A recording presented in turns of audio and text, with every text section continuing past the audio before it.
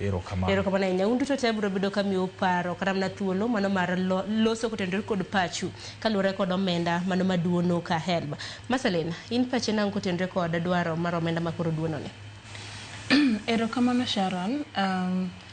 Ing'eni jogo wacho gimoro ma beto mora. Gituo ni pesa mar HELB dok chien nikech gineno ka students ok chul pesa ni. Akeni iseneno nini policies moketi ni nyaka ichul godo HELB. Because policy number 1 ma jogi oketo ni 1 year kise graduate tiduoko pesa ni. To 1 year no you are not guaranteed ni dhi yudo tich. Mar ariyo, kapo ni bet more than 1 year kapok ichako yudo pesa ni, ing'adi siling 5,000 per month. Nyisani ki bet 5 years ama 10 years ka ok yudo tich. By the time majogi chako ndiki tich kamae, gi almost pesa ni te dhi e HELB. To gima nyalo wacho ni onge mibadhi e chulo HELB nikech KRA nitiere gi details ni te.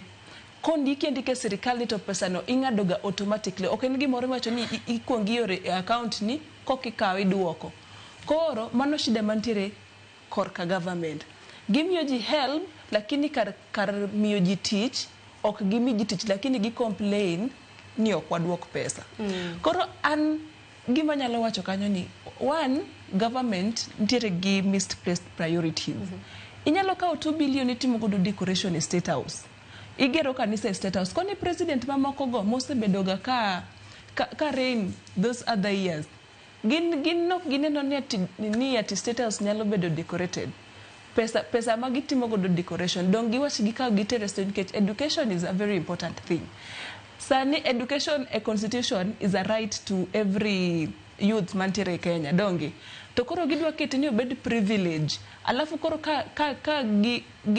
anyalo wacho ni they are not taking accountability from misplaced priorities magiketo when it comes to funding. Gidwa ni gishift blame from students. Pesa ni en pesa makonyo. Nitiere students moko mok nyal survive, la ok ginyal chulo school fee kend gi jonyuol moko onge gi uwezo mar chulo school fees no. HELB ni en gima osebet President Ruto osebedo deputy president for 10 years. En shida mane makoko neno sani manok noneno 10 years no. Mabende ok noneno since HELB was founded in 1995. Donge bende nika part mar government no. Ere shida ma enoneno sani momiyo koro wacho ni ati HELB no nego bed ni duoke oko.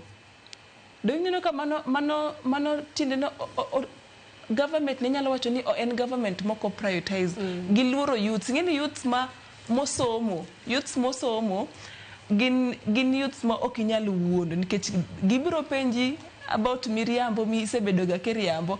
To the key point ni en youth ma entire gi rieko. To rieko ni yude kanye? Dong nyaka idhi mana school. Koro gima government dwa kuongo ng'ado rieko nino. Yo mokwongo mar ng'ado kod rieko no en tamore chulo nikech bat wag boneno kinde